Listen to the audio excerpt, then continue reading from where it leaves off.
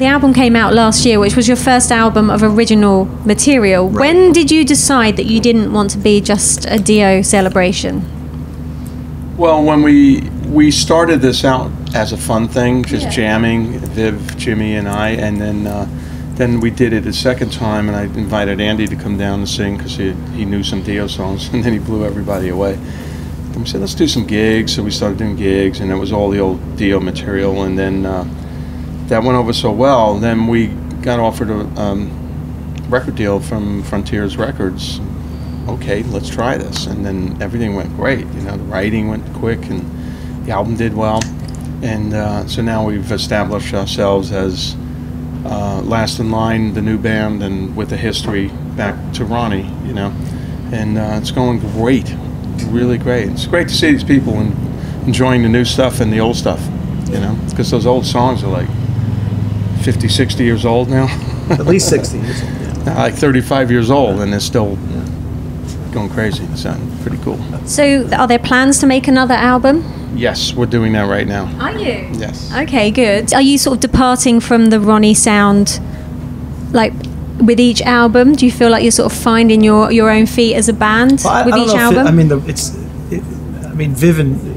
Vivian and Vinny are kind of the Ronnie sound. You know, they're the original sound. You know, so you can't. I don't know if you can really define it as the Ronnie sound. It was this band of 4 guys that got together and did 3 records together, and that's the sound that he was trying to recreate since these guys left. You know, and so I think that chemistry between the 2 of them added with 3 new people is working out great, and it's becoming a whole new thing. But it also throws back, so it's kind of a new sounding thing with a throwback sound to it as well. So there's a whole lot of influences, but it'll be along the same, in the same vein, because the music has to mesh together live. So and the new stuff is meshing with the old stuff very well. So. And you'll think you'll always keep those first 3 albums in your set list?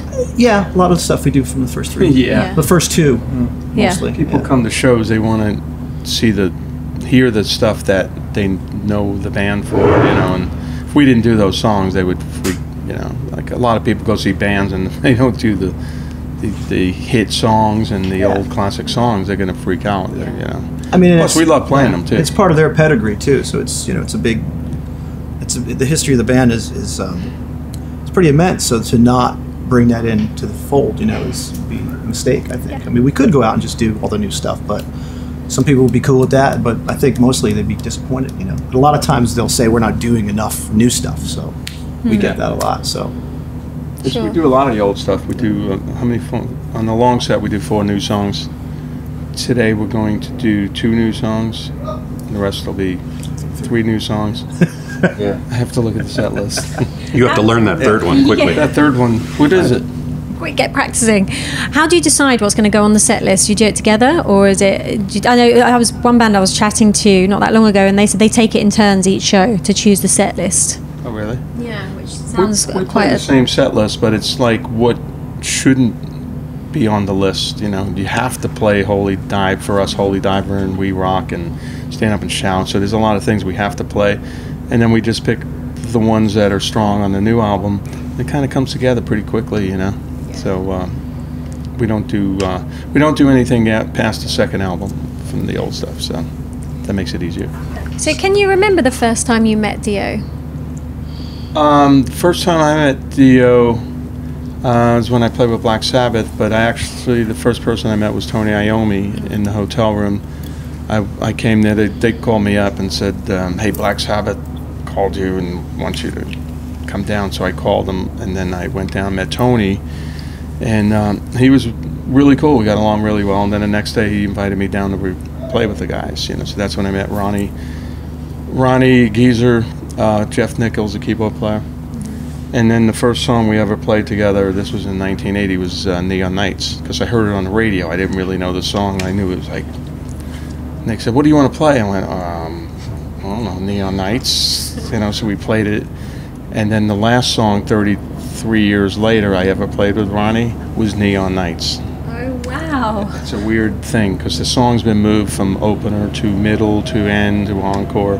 It's been moved around all the years we played together.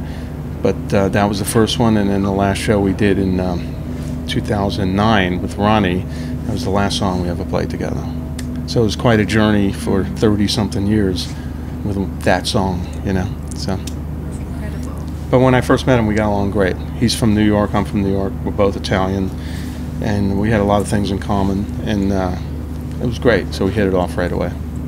It's nice when that happens, because it doesn't happen often, does it? Yeah, it's better than going, well, I don't know if I want to do this, these guys are a bunch of, you know, whatever, but it was great. We just all got along great. I couldn't really understand Tony and Geezer, their Birmingham accent, you know, because I was like 20 years old and never been to England yet, and haven't been around a lot of English people, and especially from Birmingham, and I was like, oh, Ronnie, what did they say? So he was your translator. Is he talking about me? What was that? What's a bloke? Yeah. But then we got on well, you know, after that, so it was good. Brilliant. Okay, well, thank you. That was interesting. Thank you. Last in line. Thank you. Thanks for Thank having you. us.